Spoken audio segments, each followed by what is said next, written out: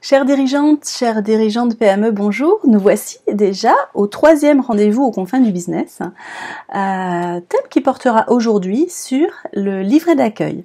Comme je le disais lors de la vidéo précédente sur le document unique d'évaluation des risques, le livret d'accueil est un outil qui peut venir attester du sérieux de votre politique de sécurité, et ce serait dommage de s'en priver. Un livret d'accueil, qu'est-ce que c'est? C'est tout simplement un petit livret de quelques pages, en fonction de l'importance de l'entreprise, c'est pas la peine d'en faire vraiment énormément. Simplement, ce document que vous remettez à vos nouveaux collaborateurs va faciliter leur intégration.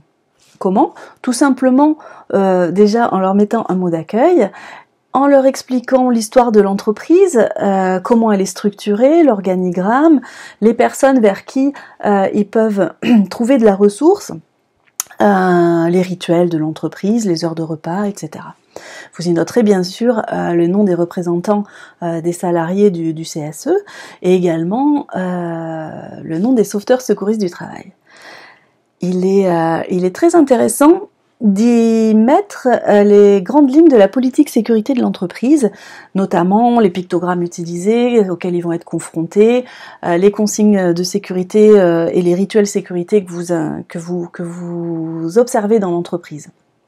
Donc ce petit livret est extrêmement précieux puisqu'il permet de mettre à jour la connaissance de la politique sécurité du nouvel embauché.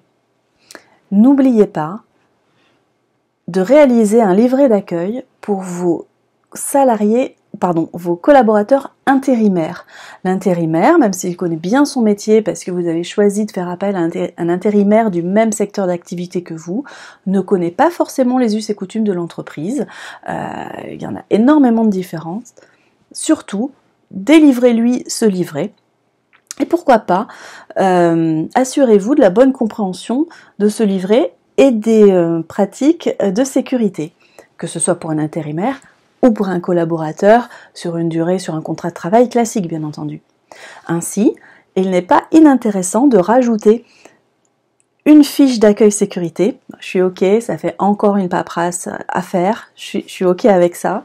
Simplement, en cas de problème, cette fiche d'accueil sécurité que vous pouvez remettre à votre salarié en même temps que son pactage s'il a besoin de pays spécifiques ou d'équipements de protection individuelle, spécifiques, ou de son équipement de départ pour pouvoir travailler. Vous lui remettez ça, vous balayez avec lui l'essentiel des informations que vous avez échangées, ça vous permet de vérifier que vous n'en avez oublié aucune, et puis pourquoi pas intégrer un petit quiz sécurité, un petit quiz tout bête, je vous en donne un exemple, que le salarié ou que l'intérimaire auquel il va répondre de manière spontanée.